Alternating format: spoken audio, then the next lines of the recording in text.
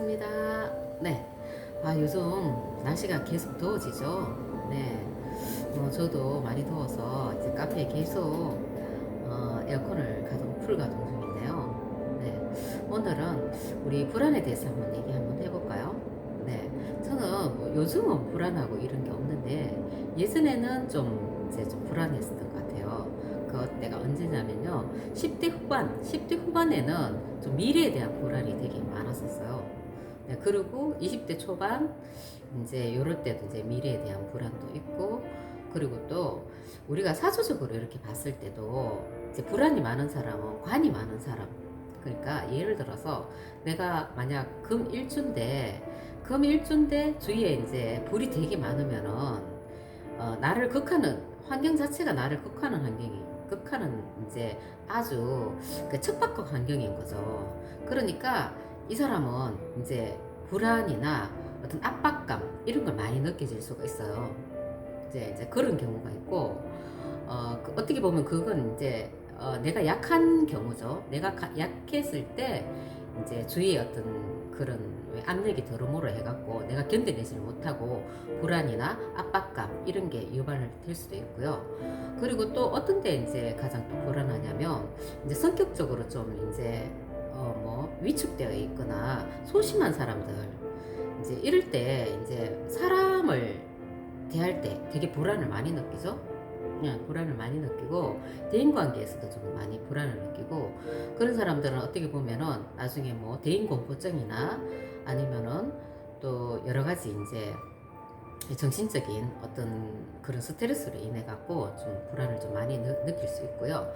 그리고 또 이유 없이 또 불안해지는 경우도 있죠. 이유 없이 이제 불안해지는 경우는 이제 이런 경우가 있을 것 같아요.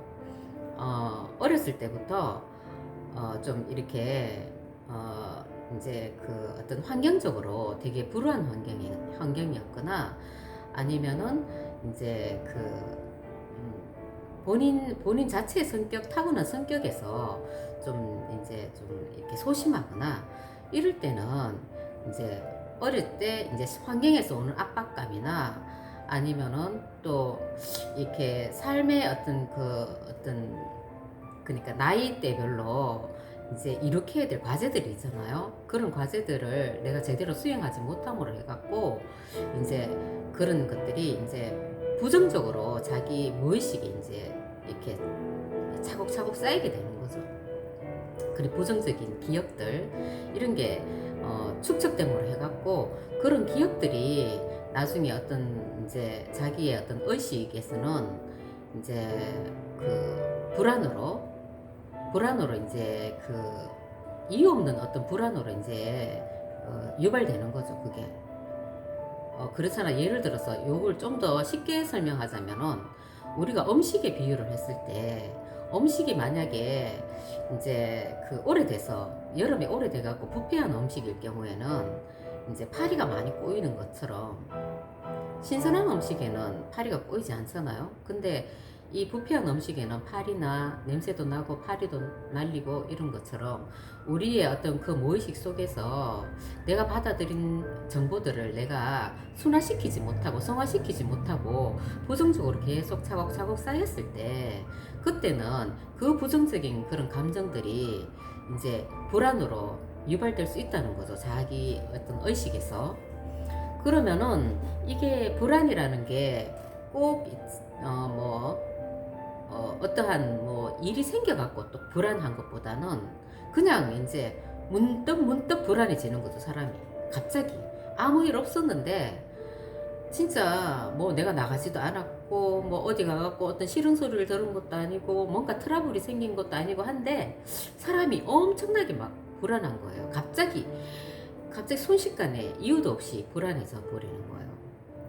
근데 그런 불안이 있는데 그런 불안들이 사실은 예전에부터 내가 잘못 인식하고 내가 잘못 기억하고 내가 잘못 정보를 받아들인 데서 내가 순화시키지 못하고 성화시키지 못한 것들이 그 썩은 음식처럼 켜켜이 쌓여 있다가 언젠가는 그게 이제 불현듯 이제 이게 불안으로 이제 올라오기 시작하는 거예요.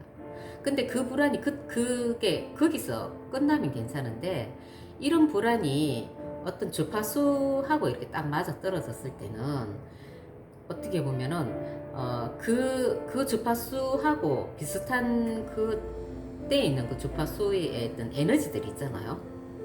여기서 뭐 에너지라고 하는 것은 어떻게 보면은 그게 뭐 이제 영혼일 어떤 그 불안해져서 사람이 이제 죽을 수도 있잖아요. 그런 이제 그런 영혼일 수도 있고, 예, 그렇게 주파수가 맞아서 나하고 확 이렇게 이제 땡겨져 버리면은 이제 불현듯 이렇게 불안해지는 게 더 심해지는 거죠.